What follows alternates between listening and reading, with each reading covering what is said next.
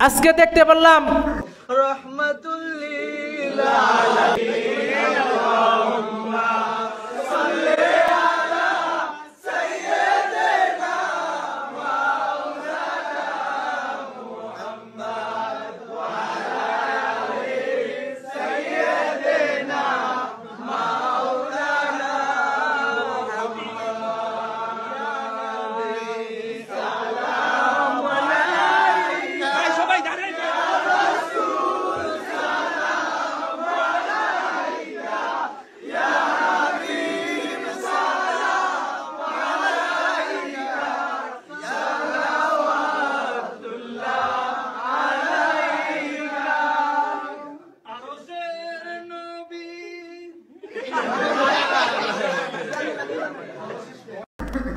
একদল যুবক আল্লাহুম্মা সাল্লি আলা সাইয়্যিদিনা মাওলানা মুহাম্মদ এটা সুর দিয়ে পড়তেছে আর আমার নবীর দরুদ শরীফকে ব্যঙ্গ করতেছে। কথা বলেন ঠিক কিনা?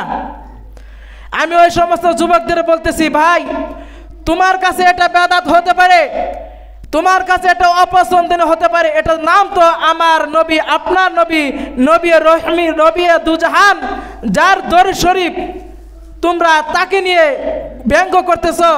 অথচ ইতিপূর্বে যারা মিলাদ ও কিয়ামকে নিয়ে, যারা মিলাদকে নিয়ে, এই দরুদ শরীফকে নিয়ে ব্যঙ্গ করেছিল, তাদের মৃত্যুর আগে মুখ বাঁকা হয়ে গেছিল এবং কি তারা ঈমান নিয়ে মৃত্যুবরণ করতে পারে না। কথা বলেন ঠিক কিনা? আজকে ইন্টারনেটে দেখা যায় দরুদ শরীফকে নিয়ে তার ঠাট্টা মস্করা করে।